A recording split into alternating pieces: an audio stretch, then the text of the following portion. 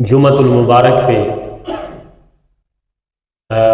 میری گفتگو کا موضوع فکر اقبال اور قرآن یہ موضوع ہے، یعنی اقبال اور قرآن کا آپس میں کیا تعلق تھا، یا اقبال نے جو پیغام کشید کیا ہے، جو پیغام پوری دنیا کے مسلمانوں اور بالخصوص پاکستان و ہندوستان کے مسلمانوں کو جو پیغام دیا ہے وہ کہاں سے انہوں نے اخذ کیا ہے، یہ میرا آج کا موضوع ہے۔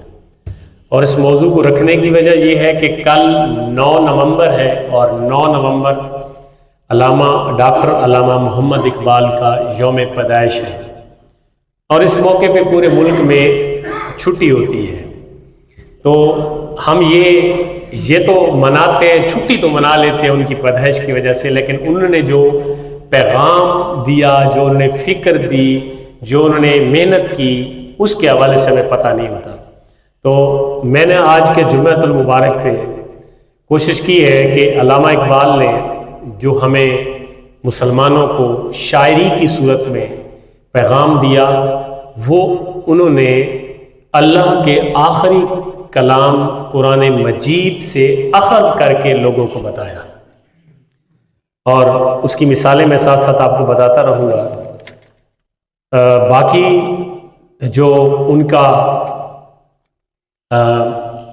اس کتاب کے یعنی قرآن کے بارے میں جو ان کا نظریہ ہے، جو ان کتاب کو یعنی اس کتاب کو جس کتاب کو ہم آج کے مسلمان وہ اہمیت نہیں دے رہے جس کی وہ حقدار تھی، یعنی جس کتاب نے اولین و آخرین کو سنوارنا ہے، ہم نے اس کتاب کی طرف توجہ نہیں دی۔ لیکن ڈاکٹر علامہ محمد اقبال نے فارسی کے اندر اپنے مختلف کلام جو انہوں نے فارسی کے اندر لکھے اور اردو کے اندر لکھے، تو میں اس حوالے سے 1-2 باتیں آپ کو گوش گزار کروں گا کہ وہ کہتے ہیں کہ کتاب زندہ قرآن حکیم، حکمت او لا یزال است قدیم۔ کتاب زندہ قرآن حکیم، کہتے ہیں کہ یہ جو قرآن حکیم ہے نا، قرآن یہ زندہ و تابندہ و جاوید کتاب ہے، یعنی کوئی لمحہ ایسا نہیں ہے ہماری زندگی کا جس کی رہنمائی ہمیں کتاب سے نہ ملے، یعنی کوئی لمحہ ایسا نہیں ہے جس کی رہنمائی کتاب سے نہ ملے۔ کہتے کتاب زندہ قرآن حکیم، حکمت او لا یزال است قدیم، یہ اللہ رب العالمین کی حکمت ہے جو ہمیشہ سے ہے اور ہمیشہ رہے گی۔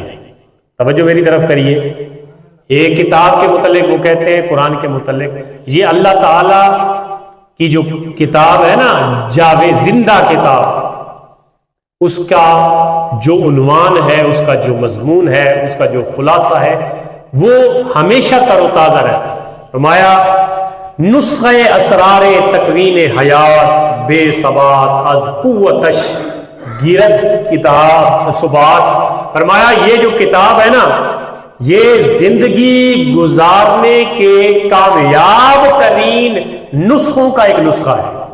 جس طرح حکیم کامیاب نسخہ دیتے ہیں نا، بندے کو اس سے فرق آ جاتا ہے، تو علامہ اقبال کہتے ہیں یہ کتاب نسخہ اسرار تکوین حیات، یہ جو کتاب ہے نا، یہ کامیاب زندگی حیات گزارنے کا بہترین نسخہ ہے۔ اور بے ثبات از قوت گیرت ثبات، جس چیز کو فنا حاصل نہ ہو، فنا حاصل ہو، یعنی وہ چیز ختم ہو رہی ہو، تو اگر اس کو قرآن کی طاقت دے دی جائے تو وہ ہمیشہ باقی رہنے والی ہوگی۔ مثال اس کی کیسے کہ یعنی انسان ہے، سارے لوگ دنیا میں جی رہے ہیں، کوئی آ رہا ہے، کوئی جا رہا ہے، محفل کا رنگ وہی ہے، کوئی آ رہا ہے، کوئی آتا ہے، کوئی جاتا ہے، محفل کا رنگ وہی ہے، ساقی کی نوازش جاری ہے، مہمان بدلتے رہتے ہیں۔ یہ تو مطلب ایک مہمان خانہ، ایک سرائے ہے نا، میں آ رہا ہوں، آپ آ رہے ہیں، ہم جا رہے ہیں، پھر نئے آ رہے ہیں، تو یہ نظام۔ تو وہ کہتے ہیں کہ عام زندگی گزارنے والا گزار کے چلا جاتا ہے، پیچھے 10 لوگ بھی اس کو پہچانتے نہیں، لیکن وہ کہتا ہے جس بندے نے قرآن کو اپنے سینے میں محفوظ رکھا اور پھر اس سے روشنائی حاصل کی اور لوگوں کو اس کے مضامین بتائے، تو وہ بندہ فنا نہیں ہوتا، بلکہ وہ مر جانے کے بعد بھی پوری کائنات میں زندہ رہتا ہے۔ اس کی مثالیں موجود ہیں، 1000 سال گزر گئے، داتا گنج بخش علی حجویری رحمۃ اللہ علیہ کو گزرے ہوئے 1000 سال سے زیادہ عرصہ گزر گئے، تو آج میں اور آپ ان کا نام لے لیتے ہیں۔ کیوں لیتے ہیں؟ اس لیے لیتے ہیں کہ انہوں نے رب تعالیٰ کے قرآن کے ساتھ جو یاری لگائی تھی نا، اس یاری نے انہیں ختم نہیں ہونے دیا بلکہ ہمیشہ کی زندگی عطا کر دی۔ اور اسی طرح وہ دوسری کتاب میں دوسرے شعر میں کہتے ہیں، گر تو می خواہی مسلمان زیستن نیست ممکن جز بقرآن زیستن۔ کہتے ہیں کہ تو مسلمان ہو کے جینا چاہتا ہے، تو کہتا ہے کہ میں مسلمان ہو کے جیوں، میری عزت مسلمانوں کی عزت کی طرح ہو، اور مسلمان کی عزت بہت بڑی حرمت و عزت ہے اس کی۔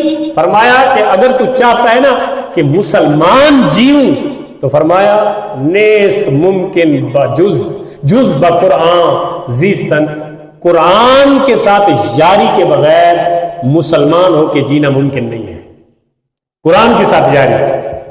اور کہا کہ از تلاوت بر تو حق دارت کتاب تو ازو کامے کی می خواہی بیاب۔ کہتے ہیں کہ اگر تو اس کی تلاوت کا حق ادا کرے نا، اپنے اوپر لازم کر لے کہ یہ کتاب اللہ نے مجھے دی ہے، میرے نبی پہ اتاری ہے اور مجھ تک پہنچی ہے، اس کی تلاوت کا حق اگر تو ادا کر دے نا، تو جو تیرے کام پھنسے ہوئے ہیں نا، وہ اللہ خود بخود کام فرما دے گا۔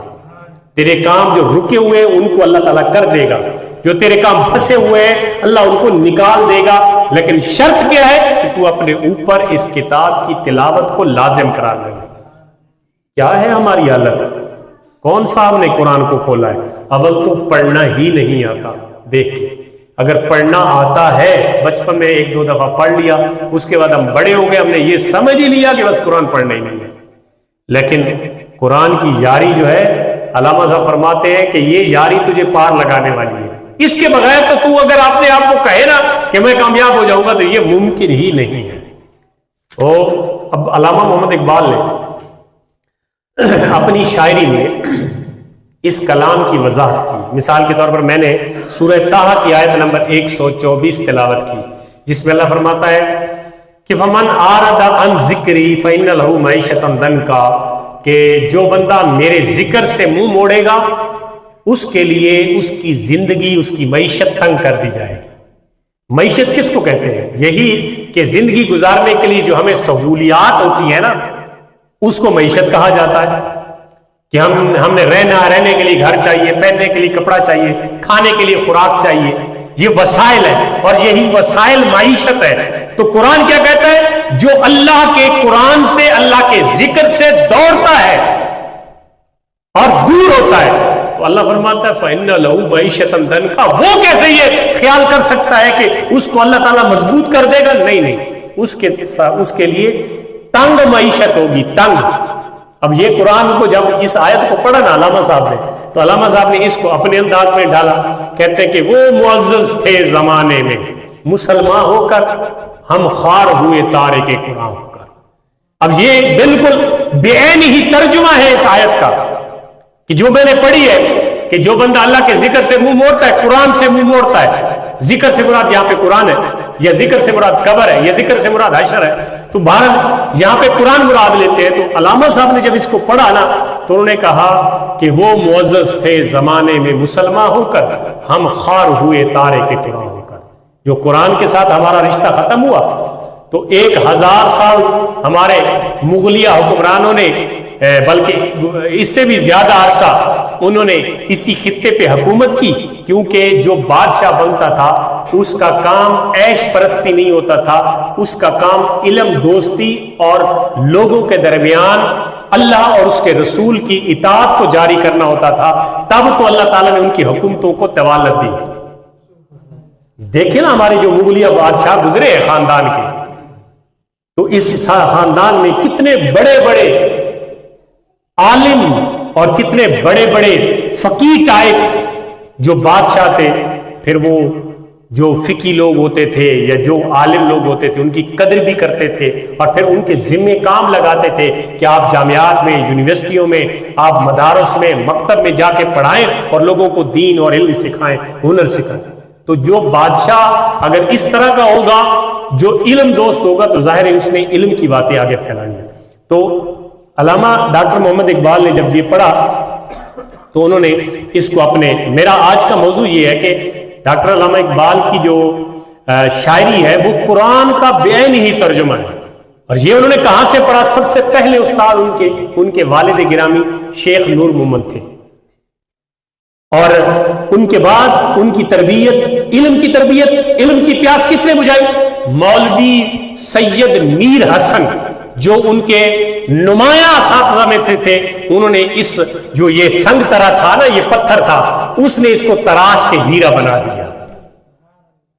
اس مولوی سید میر حسن نے اس پتھر کو تراش کے ایسا ہیرا بنایا، خدا کی قسم اہل مغرب بھی آج یہ حسرت کرتے ہیں کہ کاش اس طرح کا انسان اور اس طرح کا ہیرا ہمارے پاس ہوتا تو ہم دنیا آج جس لیول پہ ہم ہیں اس سے 10 گنا آگے جا چکے ہوتے ہیں۔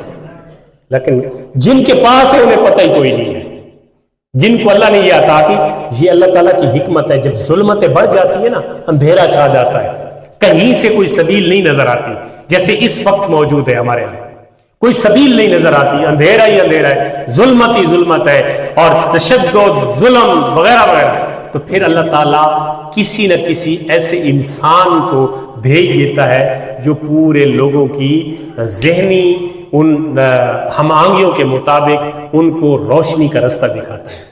اور بلا شبہ اس پچھلی صدی میں علامہ محمد اقبال کو اللہ تعالیٰ نے پاکستان میں اس برصغیر کے خطے میں مسلمانوں کے لیے بھیج کر پوری دنیا کے بالخصوص نوجوان اور بالعموم سب مسلمانوں کو ایک نئی راہ دکھائی۔ اور اس نئی راہ میں کیا ہے؟ وہ اپنے تمام کلام میں شاہین کی مثال دیتے ہیں۔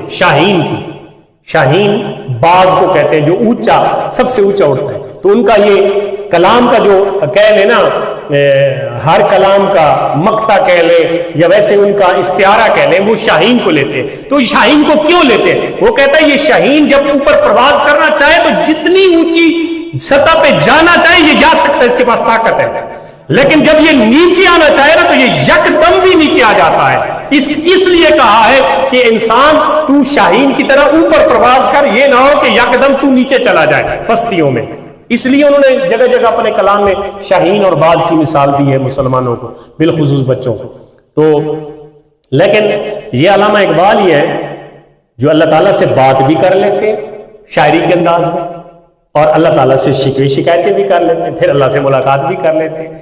اور اس کی ایک وجہ ہے کہ ڈاکٹر محمد اقبال رحمۃ اللہ علیہ نے قرآن کو میری اور آپ کی طرح نہیں پڑھا کہ تھوڑا سا پڑھ لیا، ایک رکوع آدھا رکوع آیت سے پارا، اور پھر ہمارے ہاں تو اکثر میں بات کرتا رہتا ہوں کہ ہمارے ہاں قرآن پڑھا جاتا ہے فوتگیوں پہ قرآن پڑھا جاتا ہے، زندہ لوگ قرآن نہیں پڑھتے۔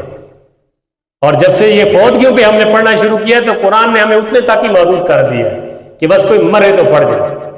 زندہ کو بھی تو ضرورت ہے قرآن پڑھنے کی۔ ایک تو نیکیوں کی ضرورت ہے، دوسرا نیکیوں سے زیادہ اس قرآن میں لکھا کیا ہے یہ سمجھنے کی ضرورت ہے۔ پھر تو ہمیں کسی دستور کی، کسی آئین کی اور کسی بھی اور مکتب کی ضرورت ہی نہ پڑے جب ہم اس کو سمجھ لیں۔